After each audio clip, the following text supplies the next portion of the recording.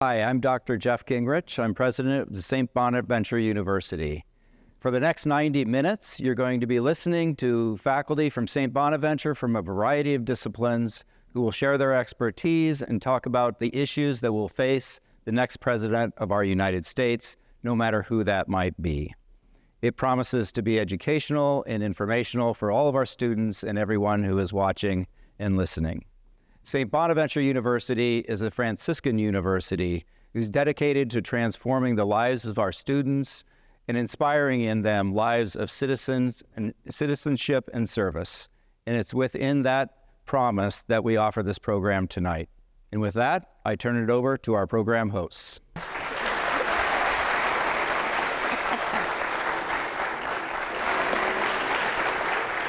Thanks, Dr. Gingrich, and welcome everyone to Policy Palooza at SBU. I'm Sydney Labayewski, a junior broadcast journalism student and co-executive producer of SBU-TV. And I'm Dr. Rich Lee. I'm a professor in the Jandoli School of Communication here at St. Bonaventure. I'm a former political reporter and press secretary. And once again, we are at St. Bonaventure University, and this is Policy Palooza at SBU. As voters, we have the responsibility of choosing who's leading our country. And if we don't know what they stand for, we could be signing a deal that we don't fully know the consequences of. You don't just want to check a box based on red or blue or DNR or something else. You know, it's very important to have knowledge on these issues. You should know who's representing you, and you should know what they are looking to do for the country. We have the ability as citizens to choose who's running our government, and that means that we can vote for policies that we think would be best for our government. I think it's really important to know that who you vote for really determines what happens in the future. Everyone's parents or grandparents or generations past and generations present even have come here from somewhere chasing the American dream. And there has to be a way to figure out how we can make that work for all. I'm going to introduce our first panel and thank them for being here, but I also want to thank the Leo J. Keenan Faculty Endowment at SBU, because they are responsible for the grant funds that made today's program possible.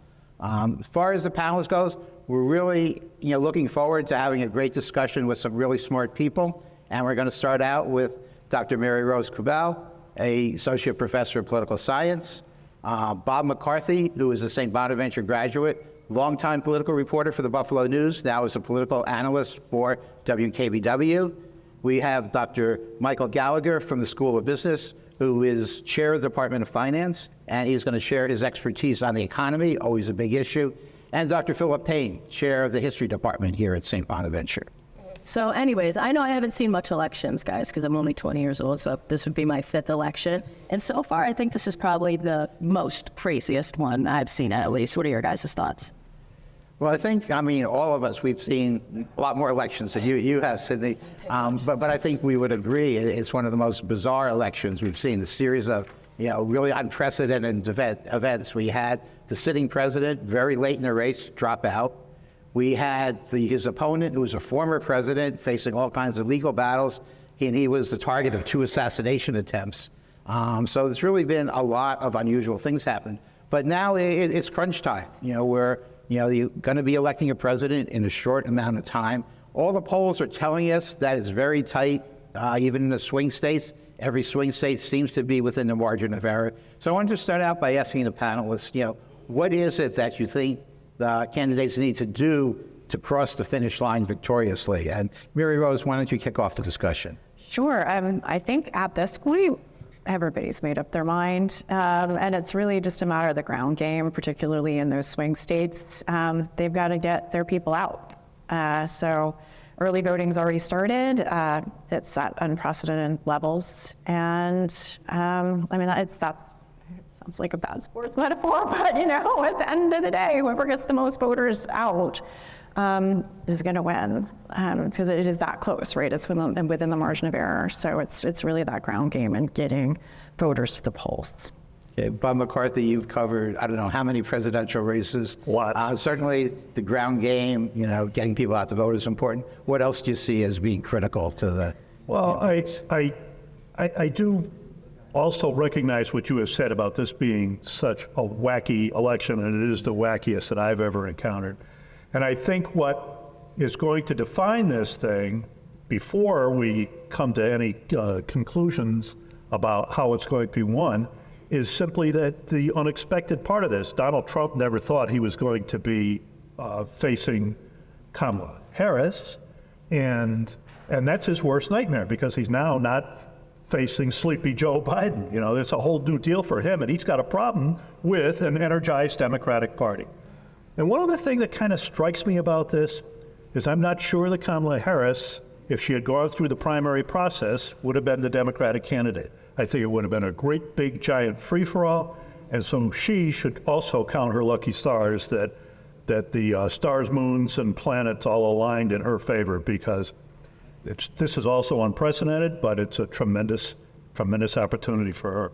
Yeah, I remember even in those days when people were, debating whether Biden should drop out, she wasn't one of the names at the top of the list. A lot of other names were floated out. No, I mean, who knows who would have jumped into this thing, and it would have been a horrible mess for the Democratic Party. Although, from a political reporter standpoint, I would have loved it. Yeah. Let me just pick up on something you said, get energized Democratic base. And a new Siena poll came out today and on New York voters, and it showed Vice President Harris with a 19-point lead, which is up 6 points from last month. And obviously New York's a blue state. We know she's going to carry it.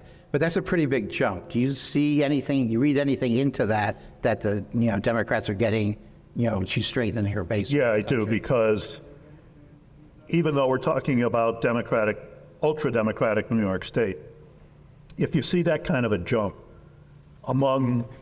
in this very blue state, I think it's somehow reflected to a lesser degree in the other states. I would pay some attention to that. And I will also tell you that in many years of dealing with Siena College poll, when I was with the Buffalo News, they were almost always right on. They were really good. Okay, well, certainly keep an eye on that. I want to go to Phil Payne, because we've all been talking about, as you said, such a wacky election cycle. And, Phil is a historian, and he looked at, studied previous presidential races, and I think he can share some stories that maybe they're not as wacky as this time, but, there's been some very unusual elections. Yeah, we've had unusual elections before, and what tends to happen is they sort of fade into the past, and then we either write them off as a one-off, or they become normalized. And a lot of the things we think of as being normal now at one point weren't. Like, we're getting used to social media being normal. That's relatively new. At one point, television was normal. So, like, Eisenhower is the first president to use television.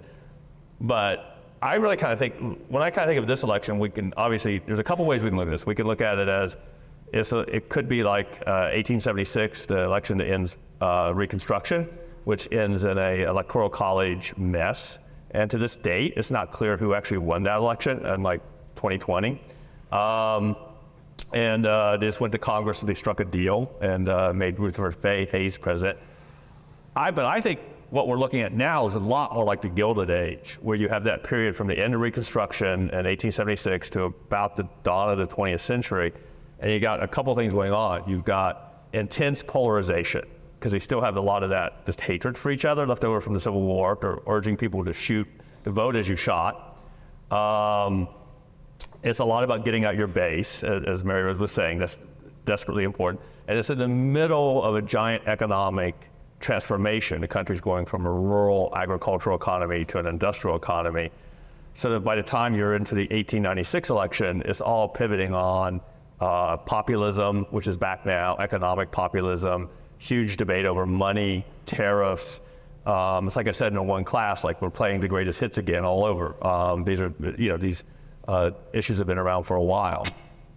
Yeah, and I know you mentioned the economy. You want to bring, Dr. Gallagher into the discussion. We all remember James Carville's famous statement from 1992, "It's the economy, stupid." And it always is the economy. It's always pocketbook issues that people vote on. But Mike, I know we talked, before when we were arranging the program, and you said there's an economic issue that's a big one that's been kind of under the radar. Absolutely. I think that one of the biggest problems is the federal deficit. And I don't hear any of the candidates talking about the federal deficit. And just this year, the debt service, the interest payment alone on our federal deficit touched $1 trillion, which is more than we spend on national defense, which is a staggering amount of money. I mean, The analogy would be to take your biggest bill, maybe your mortgage or your rent, and have that same amount of money being put towards your credit card debt just to pay the interest, and continuing to need to borrow on your credit card to make ends meet. It's just it's an unsustainable situation, in my opinion. Okay.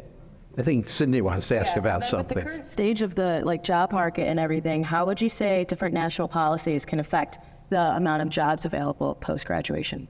I think the job situation is good. The unemployment numbers are low. It's lower than our normal structural unemployment at the moment. So I think the economy is doing well. You know, we went through a period of significant inflation, which has now been curtailed. It's slightly above what we normally, the inflation growth rate is slightly above what we normally would expect. But we're all still reeling from having gone through a period of very high inflation. You know, we go to the grocery store and it's, oh my God, how much was that? You know? So, but on the whole, if you go out, people are out spending money. So I think things are in pretty good shape, especially for graduates that are looking for jobs. Now is a good time. That's good to know, good to know. And then another one, how do you think grocery store prices will affect people's election choices? Well, that's it. People are reeling when they go into the grocery store and they're like, geez, you know, this inflation is out of control. But they forget that it's now not really out of control anymore, you know. It's just that we haven't seen these kinds of prices in a long time. And they're not going to come down. I don't see them coming down, you know. We'll gradually get used to it's expensive. Mm-hmm. Are you thinking that the perception of the economy does not match the reality of the economy? No, I think the reality of the economy is that it's pretty strong, you know, and I think that surprises people, given all the geopolitical unrest in the world, and but on the whole, things look pretty good. Okay. Some polls have said that the economy is even a bigger issue than normal. I mean, what are your thoughts on that, Bob or Mary Rose?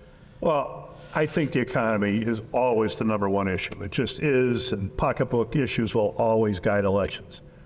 But you know, if you look over the past few days especially, Donald Trump hasn't been talking about it that much. He's been pivoting big time to the immigration issue. Even today in Florida, he named it the number one issue in the campaign. And I think that's because, as Mike says, maybe things are semi-okay in the economy, and that people may not be voting along Trump's argumentative lines, and so therefore he is pulling everyone back to the fears that he is fomenting through this immigration issue, even to the point of people in Springfield, Ohio, eating cats and dogs. And so therefore, you know, you got to wonder, is that traditional economy issue that has guided just about everybody all the time, will it prevail, or will Trump be successful in bringing people over to these other issues?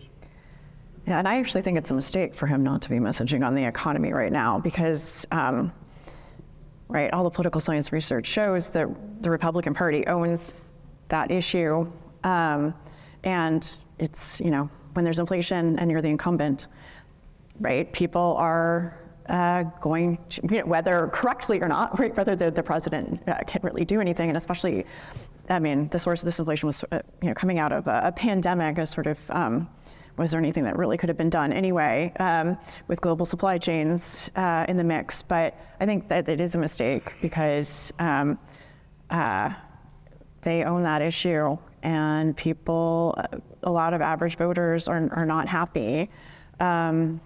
So, and it's just, you know, I think the voting is really segmented though. So I'm not sure, you know, that it's, you know, I'm not sure how many pocketbook voters we have. We have a lot of single issue voters, and we have a lot of voters who are voting on identity issues that the immigration debate is tapping into.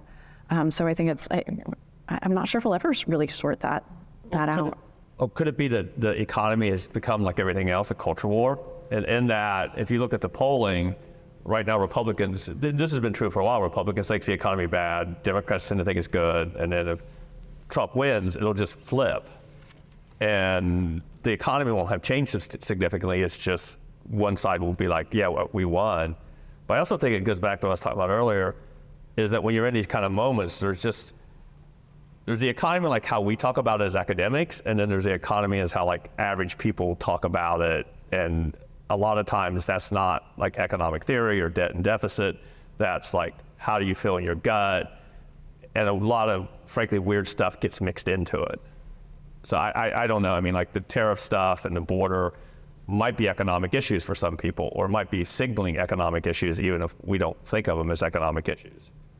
Yeah. Mike, you've been listening to academics and journalists talk about the economy. Are we missing something? No, I do think that the general populace sometimes thinks that the president has more to do with the economy than they really do.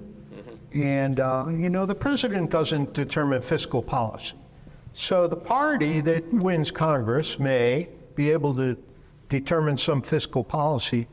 But, like I see at the gas station, the price of gas and a sticker, thank Joe Biden for this, and it's just not the case. I mean, and it takes a long time for economic policy to actually filter through the economy and affect us, Okay, so then another question for you. So with the upcoming election, how do you think the outcome will affect student loan policies and funding towards education and FAFSA and all that jazz that goes with it? I think that Trump is certainly adamant that, there's not going to be any break for student loans.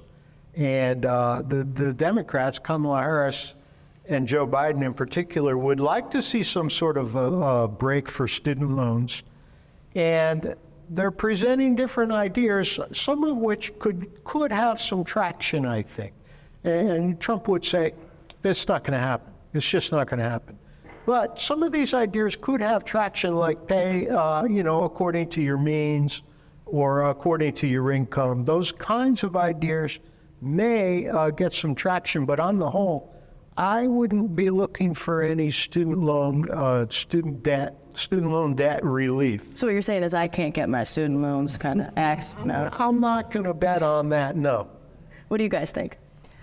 I think if you got organized and made it clear that that was an issue that you would be voting on in future elections, you would be a lot more likely to see student debt relief. And I think framing is really important. I think one of the reasons, because of the populism, and we'll probably be coming back to this, which is framed very much in terms of sort of, the educated elites. Well, y'all, you can graduate from St. Bonaventure University and welcome to the educated elite club, right? And so there's this feeling of, why should you get a break? And I think many of you might not feel super elite and might need a break. And I think you need to start figuring out how to frame that and message that if you if we want education to be accessible to everybody, I think it's incredibly important. But we have, and there's some grassroots organizing going on around that, but it needs to get more traction. Everybody in this room needs to start contacting your elected officials. Yeah, and almost that might need to be paired with some other issue that sort of balances out that a political policy just for one relatively small segment of the population. And it's also worth noting, I think, in this context, there's an increased discussion about having more jobs not requiring a college degree. So I'm not sure how that plays out in this, but I think my guess is economic policies, educational policies are probably going to be changing pretty dramatically. But I'm kind of guessing there, though. But yeah, almost regardless of who's in the White House. I think we just have about a minute or two left in this segment. I want to close with Mike. Looking at the audience, they're college students, and I always tell my students, when you think about the election, think that whoever wins is going to be president for 4 years, 8 years. Where are you going to be 8 years from now? What should these students be looking at in terms of the economy when they decide who to vote for? I think that if we see Trump get elected, we may see some real upheaval in programs that are, that we've come to know as standard programs. And the impact of that is really uncertain, so we don't really know where that will go. I think if Kamala Harris gets elected, it will be similar to the things that we have seen. So it's I'd be cautionary of what kind of upheaval we might see. Thanks. What about you, Thomas? We got a little bit left. What about you? Yeah, I mean, Trump said he wants to get rid of the Department of Education. I think there's a lot of uncertainty, and markets don't always like uncertainty. No. Yeah. With the economy, I don't know. Tariffs are back, so Inflation.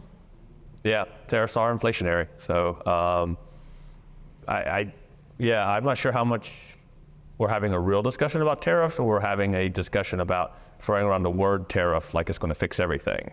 But I think that goes back to economic populism. They may be looking at inflation as a way to curtail that federal deficit, because that money that's been borrowed becomes cheaper as we have inflation.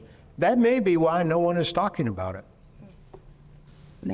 Maybe, but I think that's all we got time left for this segment. So we'll be cutting to a commercial break, but we have a little poll for you guys. Hopefully you guys did your audience polls. Am I right? Please. Thank you.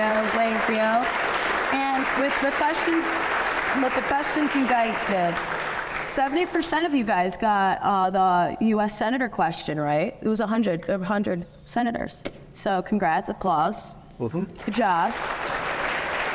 I'm proud. And then also, we'll do an applause for if you got it right, if you didn't or not. But who picked the answer for 435 House representatives? I see some in the front row. Yeah, I do. Some in the back. Good. Now, why is that, Dr. Lee? Why are these like numbers all Well, I'm very happy to see that. But I think it may be have something to do with people are, even if you're not someone who follows politics regularly, it's in your face all the time now. So I think you have a greater sense of how long your senator's in, how many congressional representatives there are. And I think that's a good thing. It's a good thing for the country. It's a good thing for college students. That's good. That's good. Yeah. Okay. I'll step aside. Wow.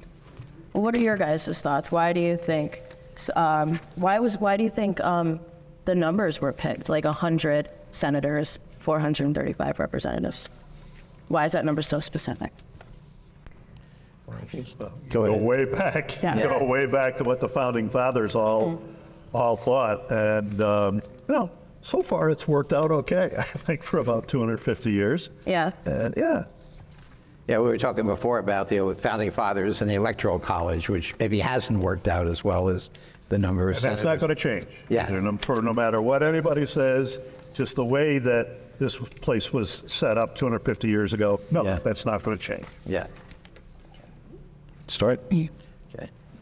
Okay. Welcome back, everybody. I'm Dr. Rich Lee, a professor in the Jandoli School of Communication, and Sydney Labayewski. How am I doing with that? It's good. Good. Sydney Labayewski. Okay. Do it next. Is with me, and this is Policy Palooza.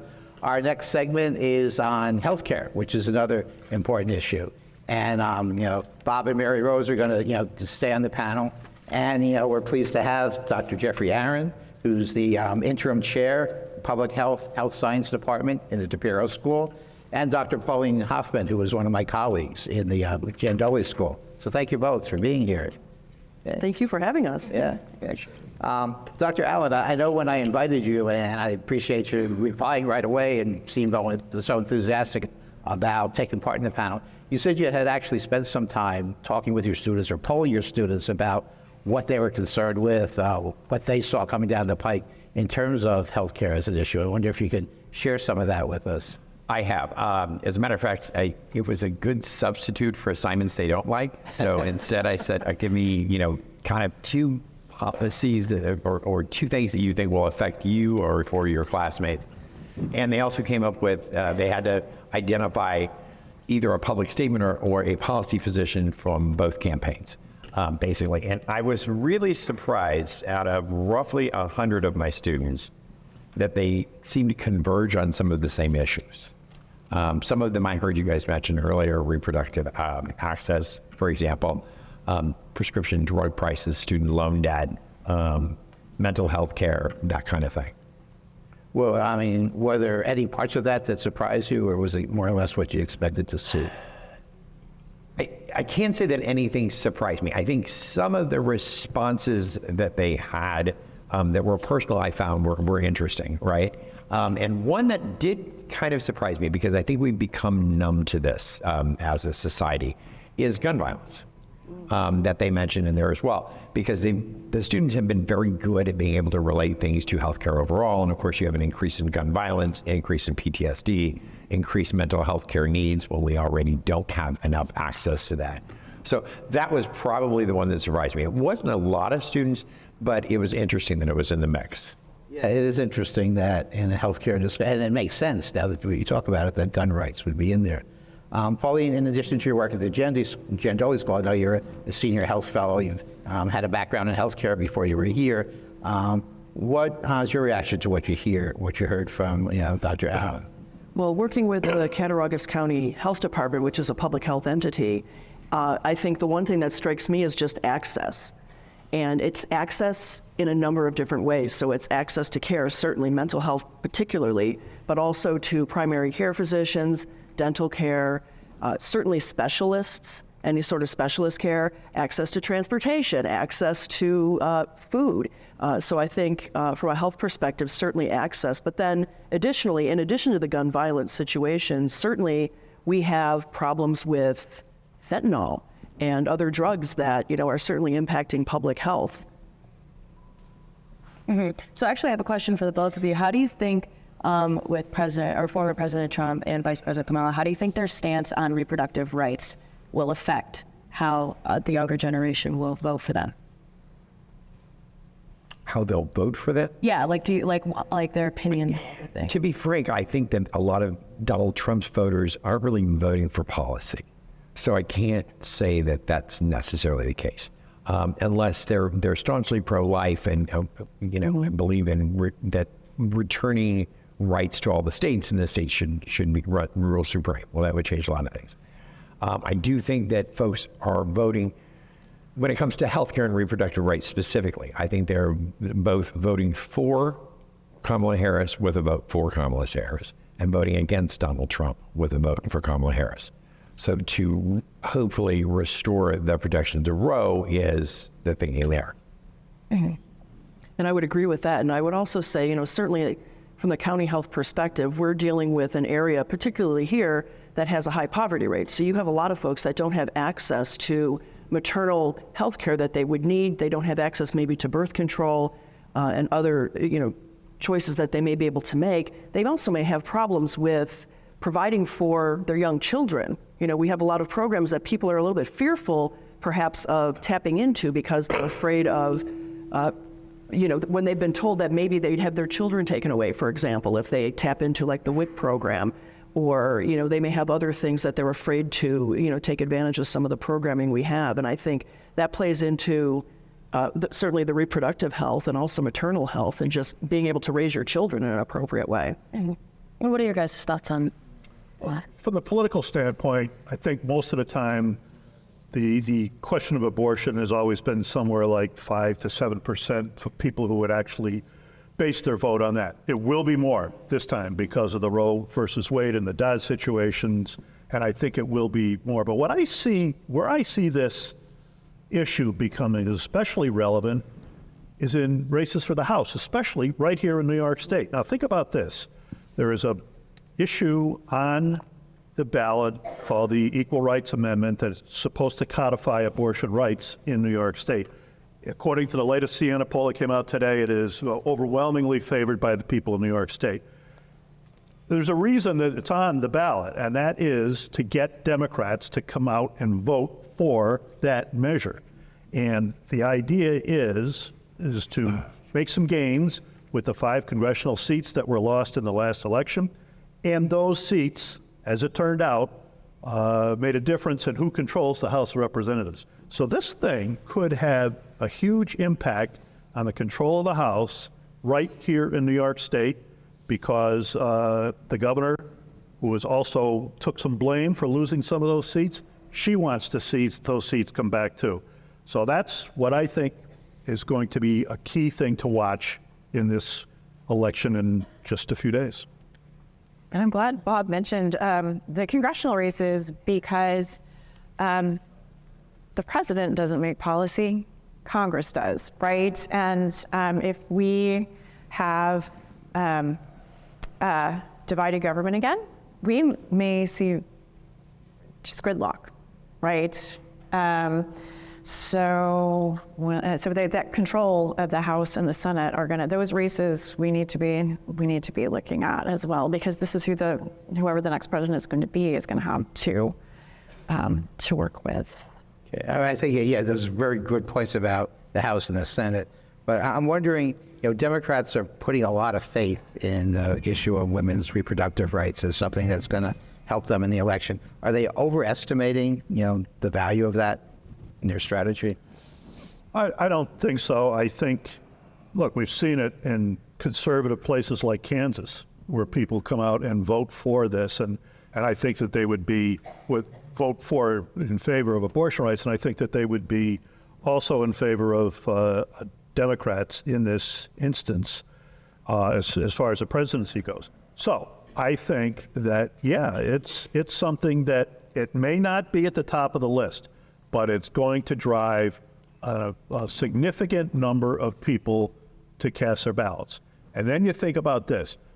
If you're just talking maybe about 3% of people who are undecided and will cast their votes on that, maybe just that extra a number of voters who come and vote, say, Democratic in favor of abortion rights, and it's just a small number of people, but the small number of people could tilt places like Pennsylvania or Wisconsin, the places that have to be tilted.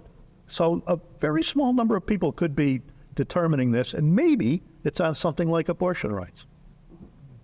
It's interesting, as we go along, I realize we have policy people here and the political people here, and it's a good discussion to integrate the two topics. But I'd like to ask a question similar to what I asked Mike Gallagher, which is, what should the students be concerned about, looking at their futures in terms of health care? I know, you've had the Affordable Care Act in place, which, both parties have talked about either revising it, getting rid of it, depending on which party it is. But what do you see happening in the next 4 to 8 years that's going to be critically important to these students? The cost of healthcare, I would say primarily. No, go ahead. In the initial negotiations for the Affordable Care Act, before it became law, there was a discussion of having menus available, that if you went to a hospital and you knew you had a procedure, you would know exactly what it was going to cost you.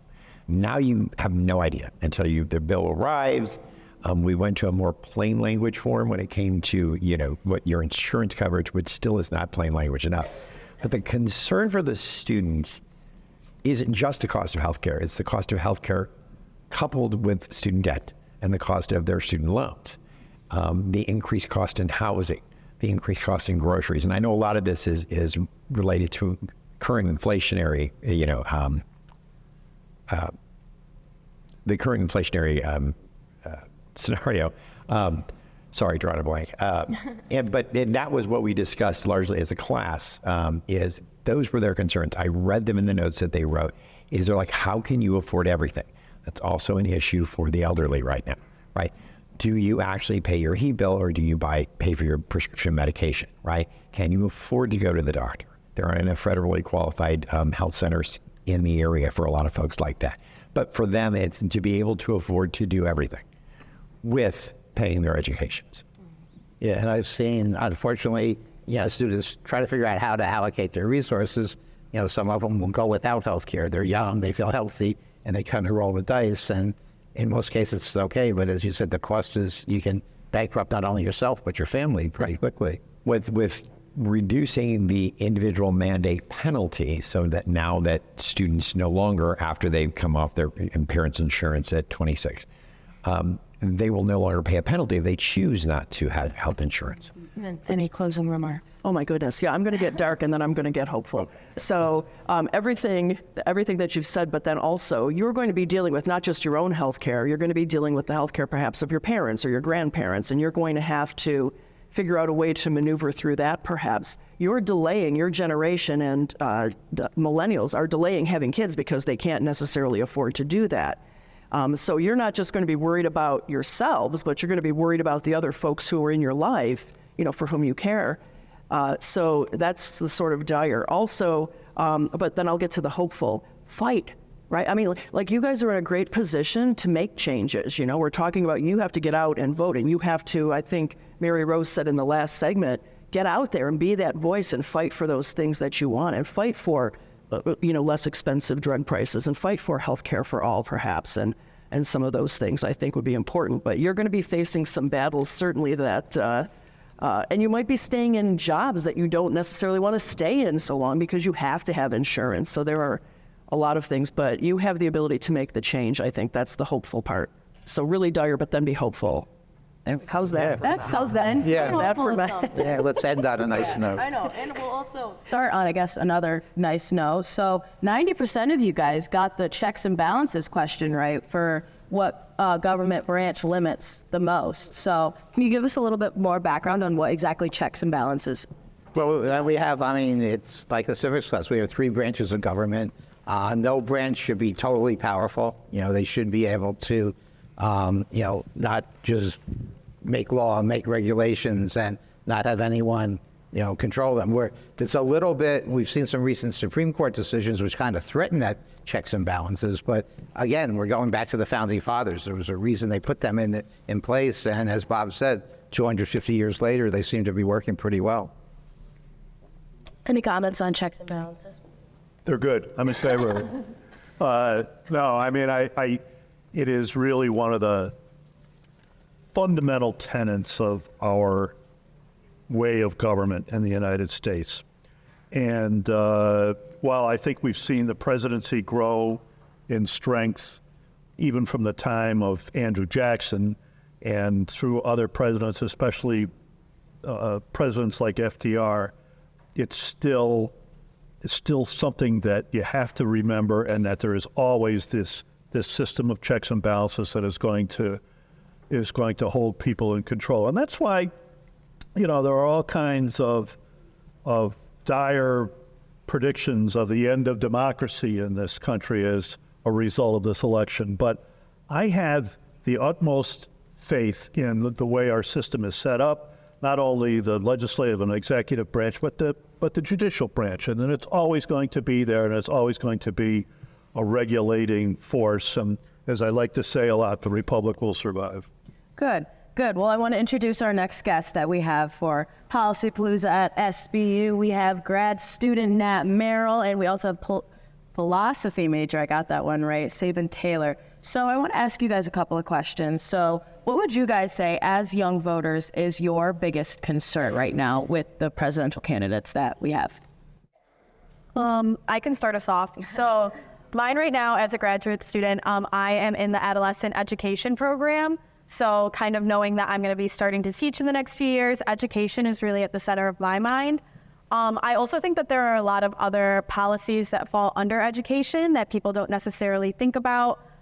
For me, honestly, gun control has been a big one to think about every time I see one of these horrible school shootings. Is that going to be me one day? Am I going to be one of these teachers at the front of the classroom that has to kind of handle one of those situations?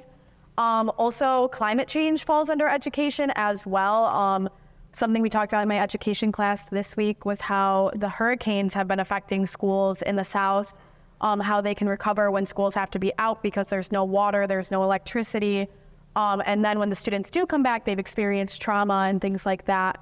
So I think that there are a lot of policies that I'm invested in because of education, and there's kind of a lot that goes under that umbrella. And then also, as a young woman, I'm also interested in reproductive freedom, reproductive rights, and not just like we talked about abortion, or that was already mentioned, but also kind of clarifying some of the IVF concerns that are happening right now. I'm the youngest of 4 girls. I have sisters that are trying to start families. So being sure that they have access to the resources that they need to do that. Yeah, I think from my perspective that the largest concern I have coming into this election with these 2 candidates is the immigration crisis that we're facing right now and the economy. I heard talk about the economy, the numbers. It looks great. It looks great on paper how the economy is, how strong it is. But that, people do go into the grocery store and they reel. We put gas in our cars and we reel. So, the heart of our economy might look great, but I feel like our lungs aren't doing great. And I feel like we're feeling constricted by the purchasing power that we have. And while the economy and economic policies aren't a direct feature that the executive branch holds, they do work and decide policies that directly affect the economy, such as, our foreign policy directly affects our gas prices. How much we're exporting and importing directly affects our gas prices. It directly affects the prices of all of our home goods, all of our food.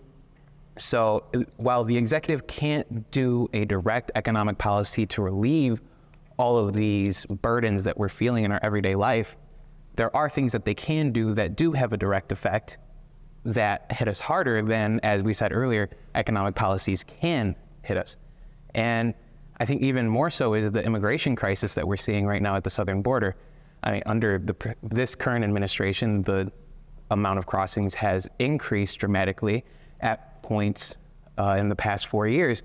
So I think that really finding a way to reduce the amount of illegal crossings into this country is at least one of the greatest burdens that I have on my mind coming into this election. And I think immigration is a great thing. Half of my ancestors came here as immigrants, so I have no issue with that as a legal process. But I think that the amount of illegal crossings needs to be reduced. It needs to be maintained and controlled. And I know exactly who I think can fix this issue.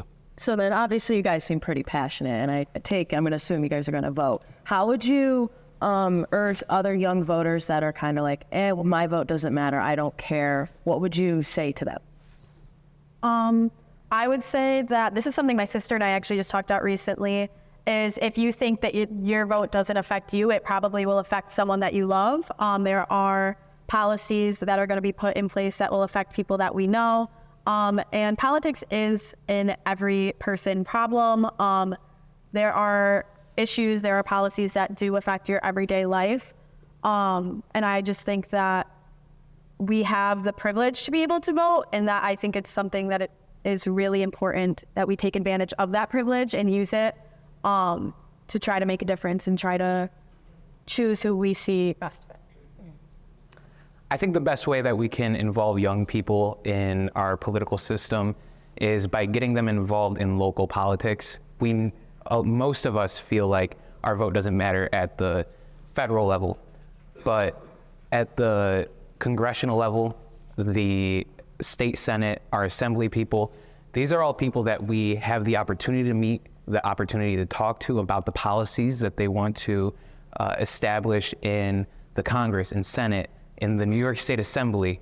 These are all people that we can meet. They're grassroots candidates. Last night there was a meeting in Allegheny where we were able to talk to the congressman for the 23rd Congressional District of New York. We were able to see the senator for this area, and we were able to hear exactly what they want and exactly what policies they're planning on pushing. So being able to actually interact with the politicians at this level will definitely have an effect on young voters that, wow, these aren't just mega stars that we see on TV, like Donald Trump, who has been in Home Alone, and we've seen him since we were a child. There are people from our areas who have children that our little cousins, our nieces, our nephews, and eventually children will go to school with. These are people from our area that we can get involved with. They will help us to find ways to affect politics at our level.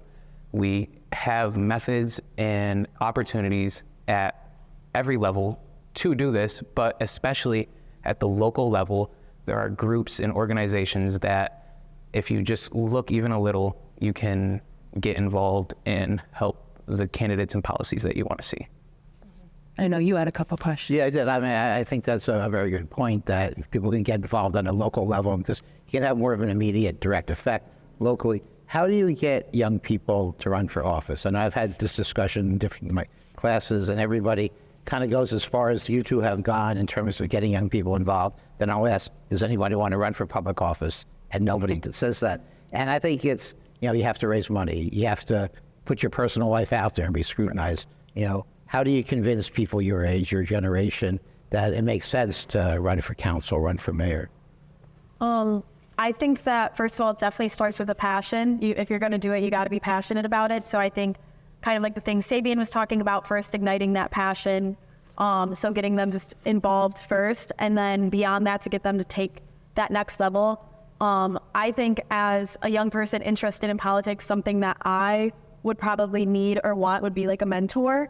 So I think that even having someone who's older, who's been in politics, kind of like take you under their wing and maybe show you the ropes a little bit or talk to you about what it entails, because I think that there are a lot of young people who are passionate about it, but might not know, how do I fundraise this money? How do I take the next step? They might be uncomfortable running for office against maybe an incumbent, especially with the incumbency advantages that we see, these people that have been in office for a very long time, and maybe they feel passionate enough that they want to run against an incumbent, but they just don't know how to get started. So I think that maybe having people that can kind of help young people, take them under their wing, help show them the ropes, like I said, and like help them kind of almost like teach them how to do all of these things that it takes to run for office. Yeah, I know people I've seen that have started at a young age, usually started out as an aide to someone. Even a lot of people who were drivers for elected officials have, used that experience as a springboard into elected office. Yeah. Okay. And then any last minute thoughts you have for a little bit we have left? The only thought that I have really is a point to add to what Nat just said, which I think what we really need to add, and we don't agree on a lot, but I think we'll agree on this, which is education is going to be the most important part in getting young people to do this. We leave high school and we have no idea what a New York State Assemblyman is. We don't know who our New York State Assemblyman is. We don't know which congressional district we live in. We don't know how long our senators are in office for. So if we know what these positions are, what effect a county legislator has, what effect our city council members have, it will tell us, if I did run for this position, this is what I'm going to be able to do. This is how I can actually help my community if I am a city councilman, if I am working as a representative for a congressman, doing work that's not directly political, but that does have an effect on politics on your area and can show exactly the power that you have as an individual in this country. All right. Thank you guys so much for joining us. Thank you. Thank you. Liked you guys' insight. So then, yeah. So then I'll share another poll with you guys. About half of you guys got the question right about how long a senator's term is. It was 6 years, so clap if you guys got it right. Should only be half of you, so about half. But anyways, I'll toss it back to you guys. You guys didn't get much to speak. How would you feel, or not how would you feel? What role do you think celebrities and other people like that have in the election? And we will see. Taylor Swift has gotten a lot of young women involved and registered to vote. One of the candidates is a celebrity. That's right. Donald Trump got, reality TV was a springboard to the presidency for him. He had zero political experience. The only reason he was a viable candidate was because he had a reality TV show. So, whether that's a good thing. Oh, before that, Reagan had a movie career before running for governor of New York. And then any last minute thoughts for you? I don't think Donald Trump earned himself any votes whatsoever when he tweeted one day, "I hate Taylor Swift." I just don't Definitely think. did not earn him anything. Not going to work. Nope. No. But all right, I got to introduce or welcome back actually another one of our guests for this block, Dr. Philip Payne, and this is the Foreign Policies and Border. And we talked about how President Trump has a couple weak spots, and so does Vice President Harris. Why do you guys think she hasn't been able to move the needle on these issues? We'll start with you. It's an incredibly complex issue. that does not lend itself to sound bites, right? So for example, and it's a very emotional issue too, right? I mean, as Sabian pointed out, this gets at people's sense of security, whether or not they even have any immigrants in their neighborhood, right? But it's a lot of folks who are at the border who are so-called crossing illegally are refugees, and they're not crossing illegally, right? This whole issue of Haitian migrants, these folks are here legally seeking asylum. So it's right. Already people's eyes are glazing over, right? It's I mean, there's international law, there's our laws that we have to follow. It's incredibly complex, and we don't have enough resources to deal with it, right? I mean, the Obama administration deported more immigrants than any administration in history, including the Trump administration. And now one of the reasons was the Trump administration chose to reallocate resources to building a wall, but there's only so many. It's like a balloon, right? You sort of fix some piece of the problem, and it just and there's a lot of this is why are people coming? This out of these are forces that are outside of the control of any administration, and have to do with environmental crises, have to do with political crises, have to do with war. So it's hard. How do you get traction? There's no nice, neat soundbite. And historically, the Republicans have, right, as a political scientist, all the research shows, whatever the sort of policies are, right, Obama didn't get that credit for really cracking down and deporting. Not that I necessarily personally supported that, but he didn't get that credit because of the sort of the psychology of people believing that Republicans are tougher on immigration than Democrats are. And so I think just Harris being a Democrat and at a time of crisis where we have a lot of complex things going on, she's just not going to get traction. That's not going to be a winning issue for her. Like, do you guys think there's a clear difference? Like, do you think there's a narrative that Republicans stand more with deportation versus the Democrats, or like, do you think there's just that? I think that narrative's out there. It definitely exists. Also, we're just in a period, to sort of go back to the historical comparison again, of, like I said, we're in the middle of a massive economic transformation now. And if you look at the past, when we've had these sort of movements against immigration, it's actually been in similar periods. So you see in the 1880s, 1890s, we actually had a law called the Chinese Exclusion Act, that's exactly what it was. Mm-hmm. And then in 1922, but particularly in 1924, we've got another wave of restrictive immigration laws, because if you look kind of in that first couple decades of the 20th century, that's when you have the peak number of people who are either immigrants or the children of immigrants. And the other period where that's really high in U.S. history is we're living in it. So, I'm not endorsing the backlash, but the ingredients are there for a backlash against immigration. A sense of economic uncertainty, even as the economy grows, but it's like they like to say, it's creative destruction. There's a sense of uncertainty. There's a sense of anxiety that your country's slipping away from you. And then there's this enormous concern of who gets to be an American. And you just see that everywhere in our political discourse right now. It's not, I guess this is my really long way of saying, it's not surprising that people are anxious about immigration, even in places where there aren't a whole lot of immigrants. Mm-hmm. Because it's not actually sometimes about whether or not there's an immigrant there. It's about all these other things. Okay. I'd like to ask, maybe I'll be leading you into what you were thinking along the same lines. We talked about, the economy, we talked about healthcare, two issues which are going to be on people's minds, but where do these issues stack up in terms of importance to the voters? Oh, I think it's the economy and immigration. Yeah. I really do. And, just as you point out, the immigration controversy is nothing new. We go back to the know-nothings and all of that happened in the 19th century. But, I kind of think about a story I wrote about a couple years ago about the Bangladeshi population that is taking over much of the east side of Buffalo. And they're coming in and taking over all of this dilapidated housing. And this group and others, for the first time since the 1950 census, increased the population of the city of Buffalo, which had lost almost half its population for all the reasons that we know of. So there's strength in these numbers and in these people in different ways. The story I wrote about the Bangladeshis was that they had formed their own Bangladeshi Democratic Club.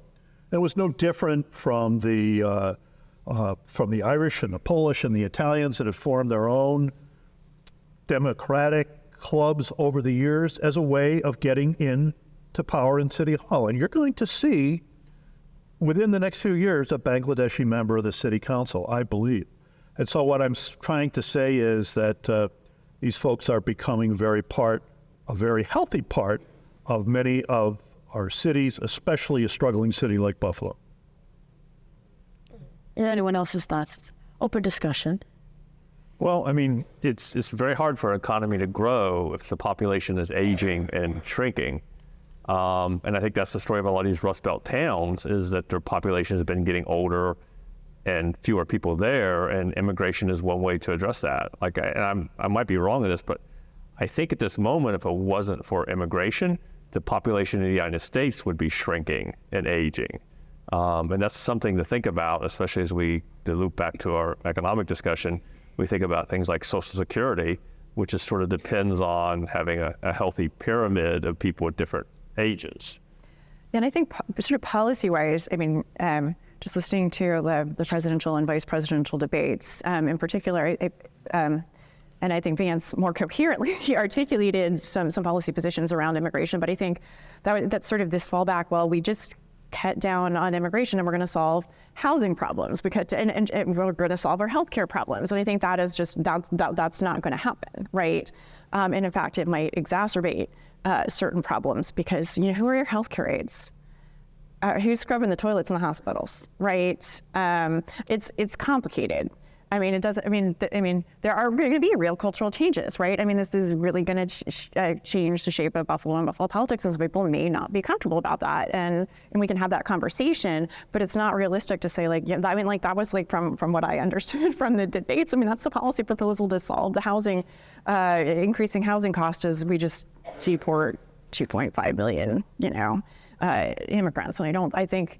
What's more likely to happen is it's going to cause some serious problems for some rural communities and our inner cities, and so I don't see that as an answer. Let me throw out a strategy question in just the short time we have left. I mean, there's been a lot of talk lately or throughout the campaign about how Vice President Harris, has to differentiate herself from President Biden. And it's a tough thing because, she wants to be her own person, but on this other same token, she was the vice president in the Biden administration. Do you think that's particularly difficult for her on the immigration issue? Oh, sure it is. And because she's been part of an administration that really didn't do anything about it for 3.5 years. And so that's going to be difficult for her. You will notice that she often blames it on the Republicans for not going along with the immigration legislation that would have essentially solved this problem to some degree. But what she and President Biden don't talk about is not doing anything for the 3.5 years before that until they finally took some executive action to address this. So it's a problem for them. And you have to give Donald Trump some credit for tapping into this feeling and exploiting it as much as he possibly can, because as I was saying before, he's probably made this his top issue as opposed to the economy, which is normally the top issue.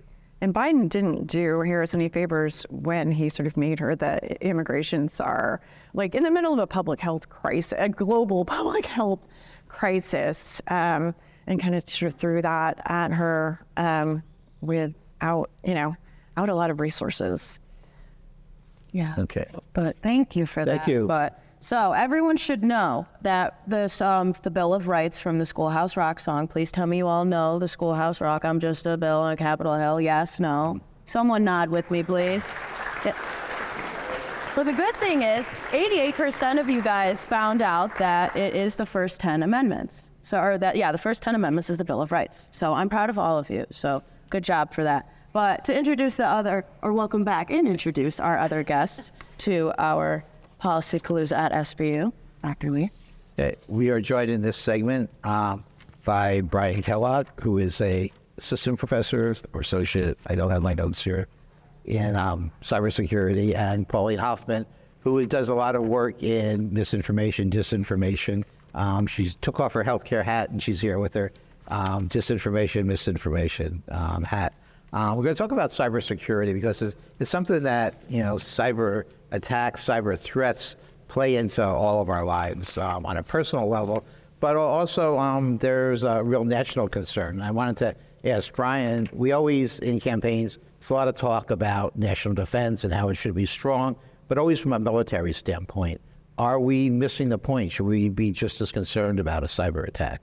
On the election, just on the election in general, I don't think so. I think in 2020 we saw cybersecurity run really well for the election. It was tried in multiple courts, lost multiple times, challenged often in multiple jurisdictions. So Chris Krebs ran CISA back then. He did a really good job. Jenny Easterly is the new head of CISA and is doing a really good job now too. Okay, well that's good to hear. Pauline, what do you think? So, I think in terms of disinformation, we certainly have some issues related to, artificial intelligence and certainly cybersecurity. When we see Russian nationals or whomever, trying to kind of make changes to the election or try to, share information that's not true, I think that becomes problematic, certainly. Yeah, I think the biggest issue is dis and misinformation for sure, especially now with generative AI. It just gets a lot easier for a threat to tailor their attack to a population. And also with just the mass accumulation of information in individuals, it's easier to micro-target folks. And just to not dumb it down for everyone, but can you explain to the general population what a cyber attack could include? That's very broad. So it just depends on what's being targeted.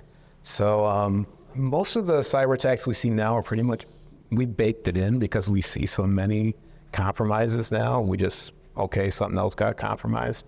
What we haven't seen a lot of is industrial control type systems. So energy being targeted specifically, systems that control our water supply, stuff like that. That would probably be some of the most disruptive if those were targeted and it was successful. Anyway, from your opening comments, you feel pretty confident about the safeguards that we have in place? Yeah, it's highly decentralized, which really actually does help a lot. I think it's in the high 90%. It's going to be paper ballots or at least some paper backup for verification. So I don't have any concerns. Okay, that's good because I know my experience with government is a lot of times it's been behind the curve in terms of technology. I remember Hillary Clinton was using a BlackBerry back when the whole email controversy came out, and everybody else was using iPhones. So that's certainly encouraging news that we're hearing from you. But let me ask, Bob and Mary Rose, we're not hearing a lot about this on the campaign trail. Is it just because it's not an issue, it's not a sexy issue, it's not something that moves voters? Sure, go ahead. Well, I think there are a lot of voters out there that will believe that the election was stolen, right? There are a lot of voters out there that believe that the 2020 election was somehow the results were manipulated and stolen. So I think this is it's maybe the elephant in the room, but it is an enormous issue because Trump isn't going to concede.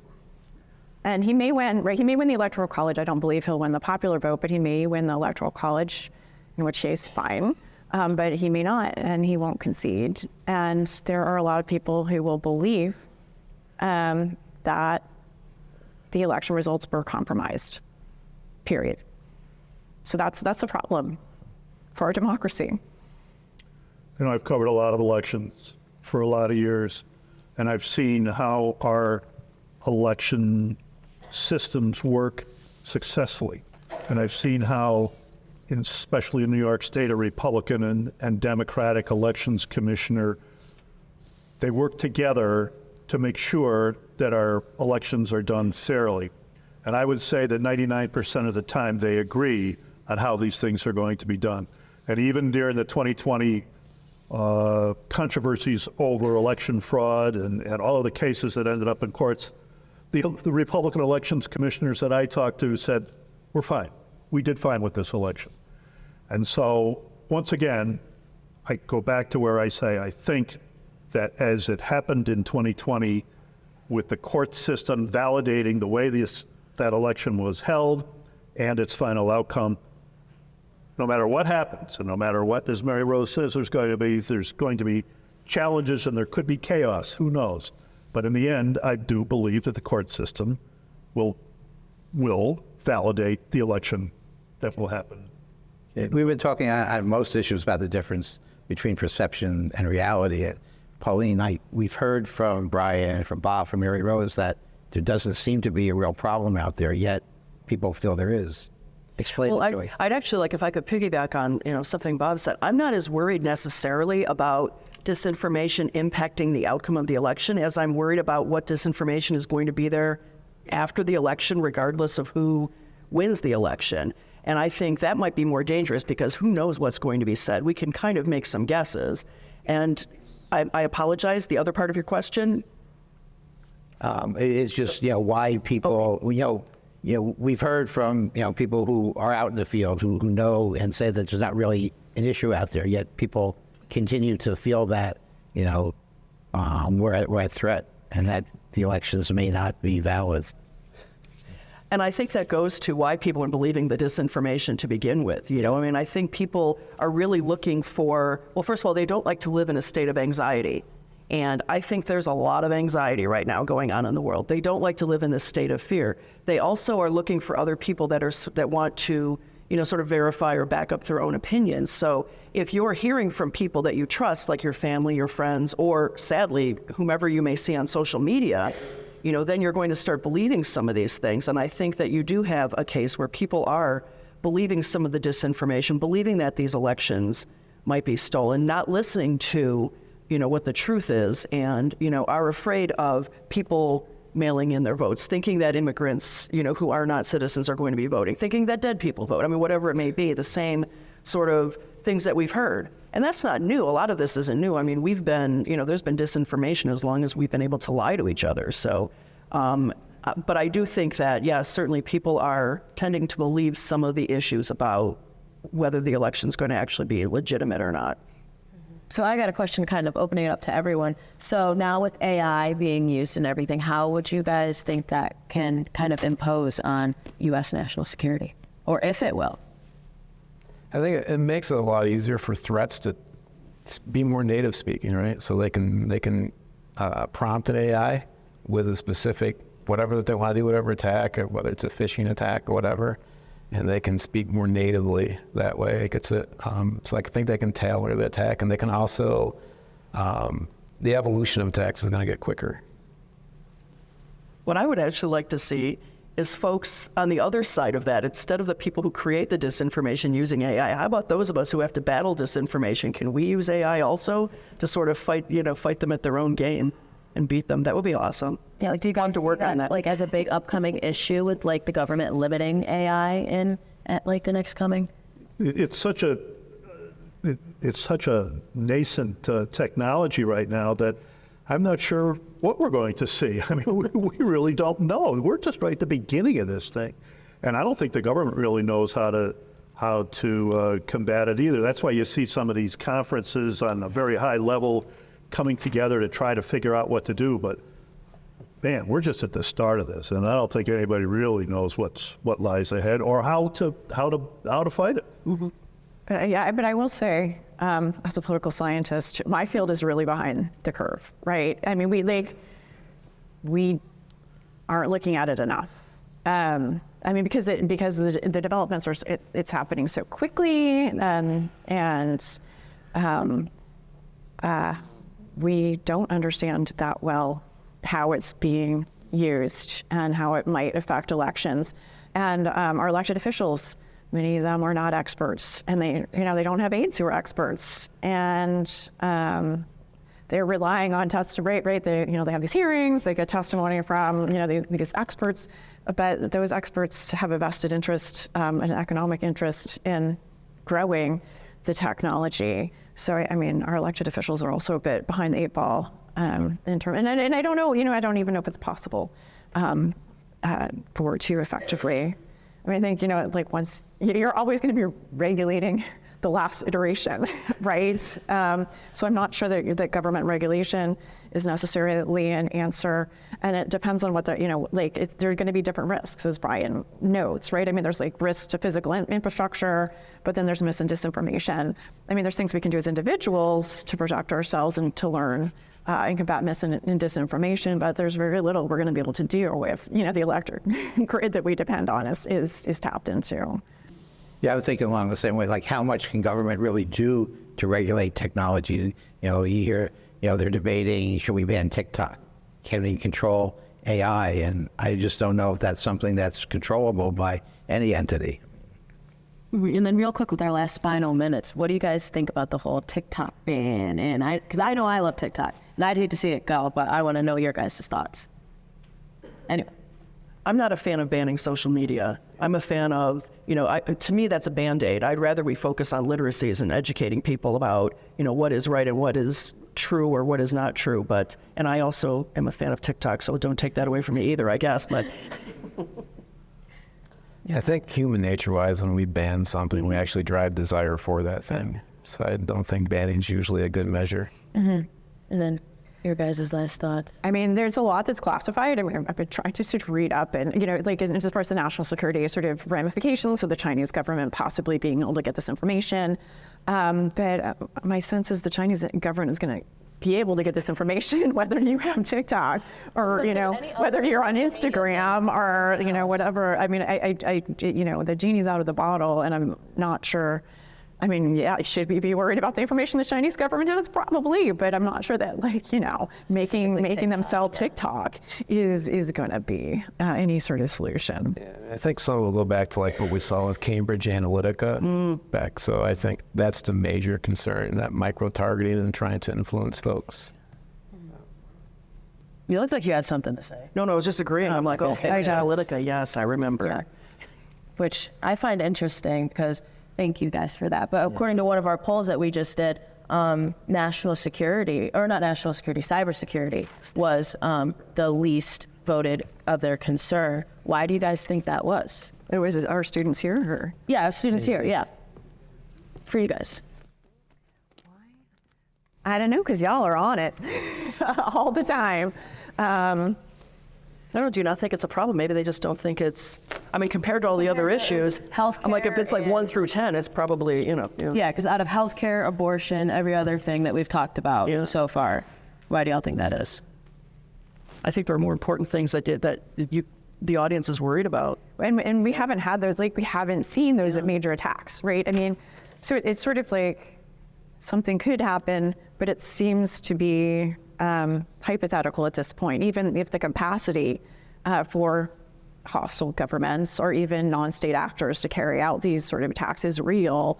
Since it hasn't happened, I think it's hard for us to wrap our heads around it or lose sleep at night over something when we, when prices are going up, when it's hard to balance I don't know if people balance, you don't balance your checkbooks anymore, but hard to make ends meet, pay, you're facing student loans, that sort of thing.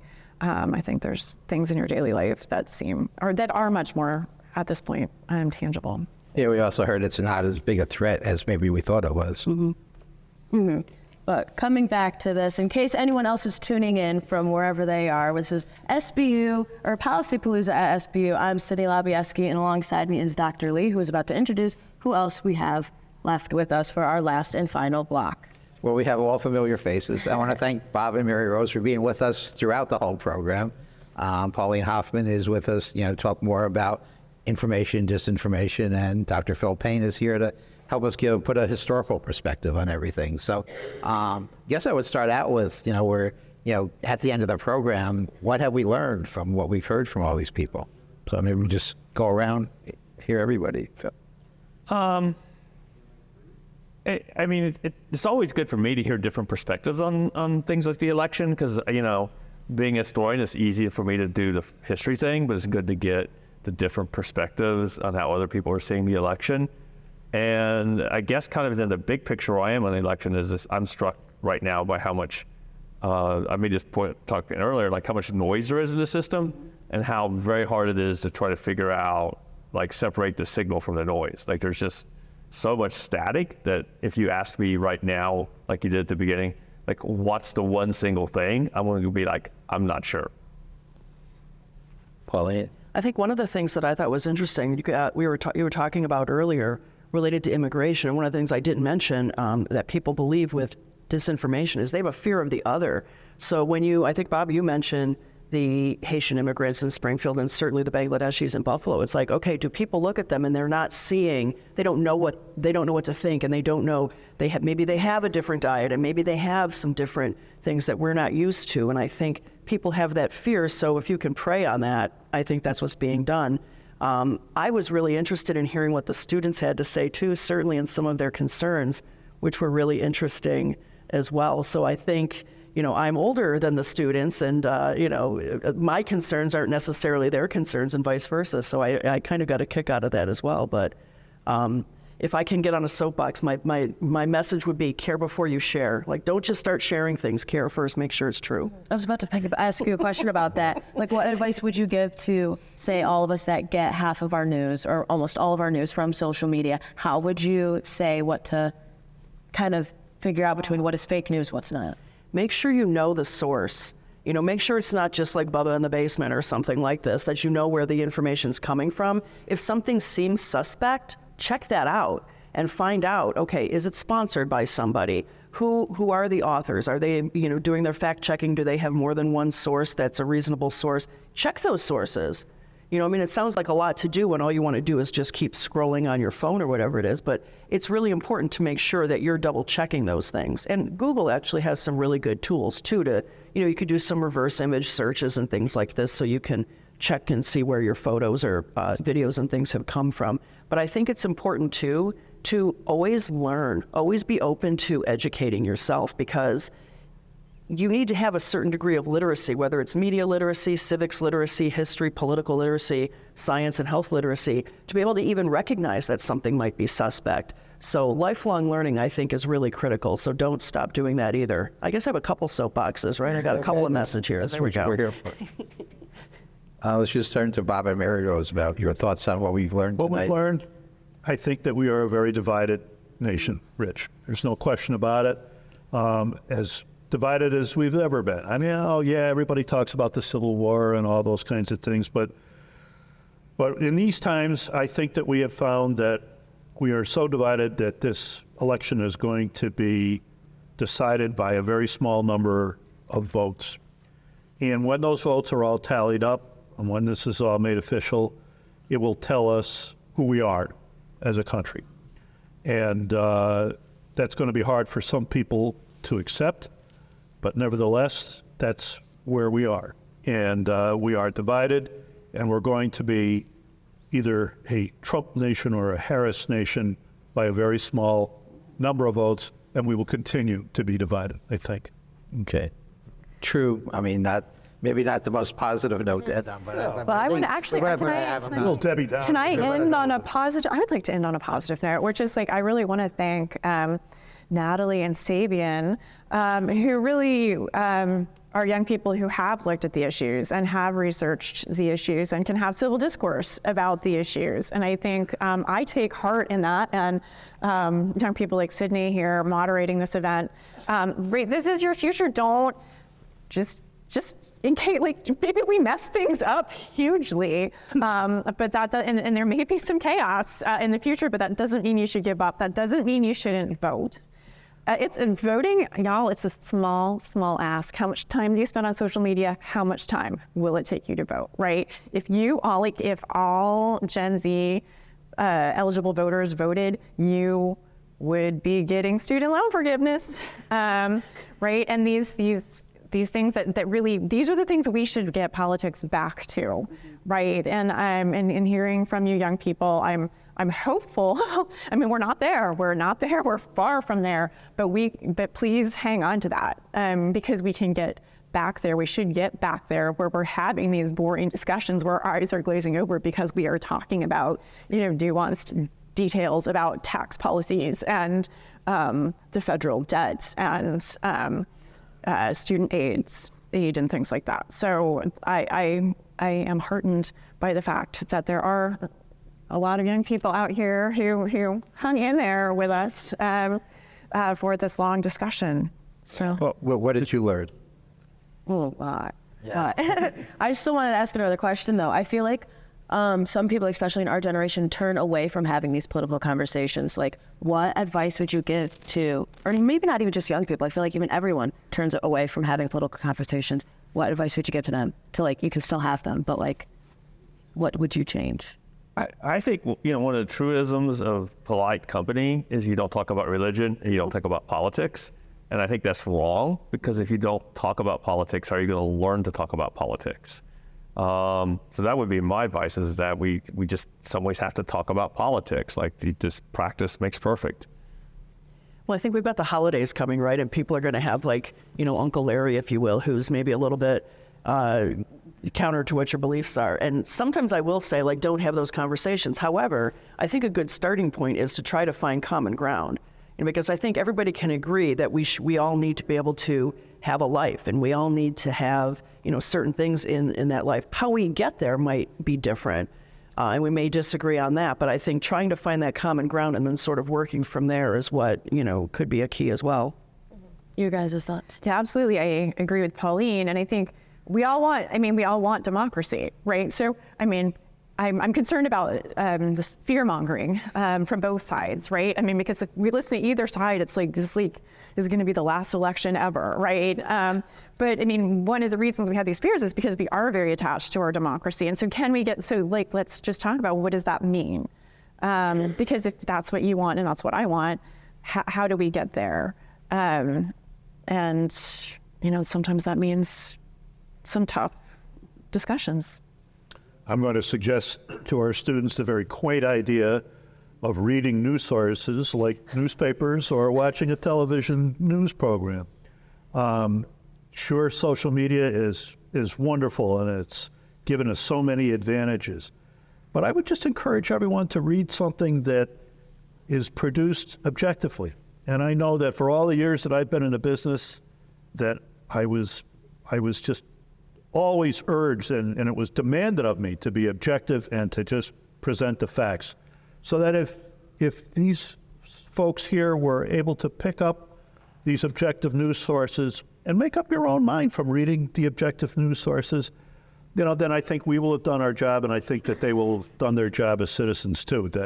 I do believe, as quaint as it may sound, that these objective sources are what everyone needs to get back to some degree.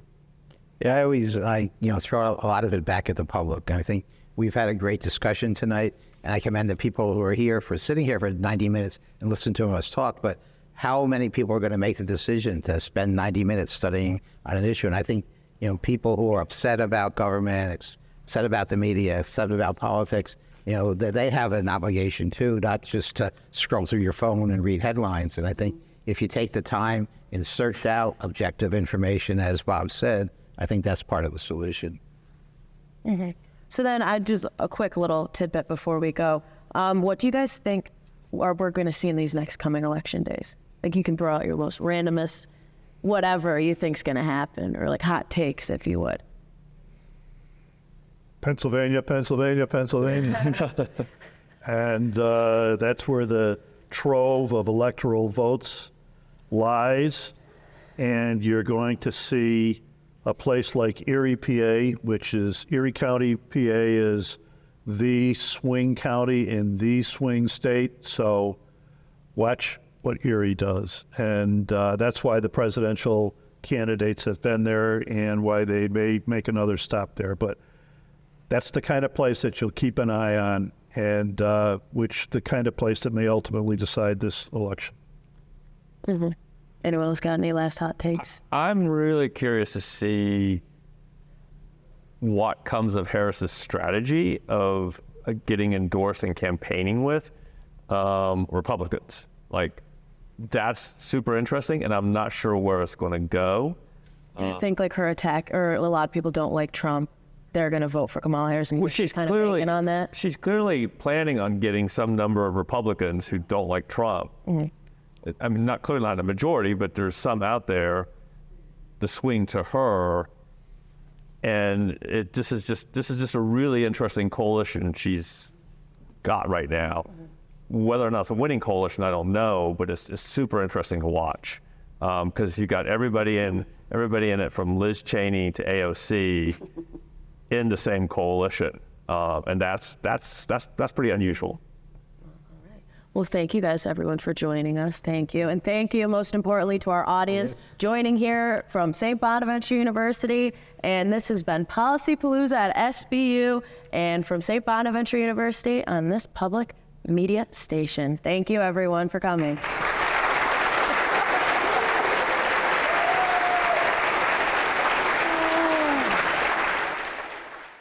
I was pretty impressed with how in-depth they were. I did wish they touched on political conflicts between maybe friends, family, since it's become such a big issue.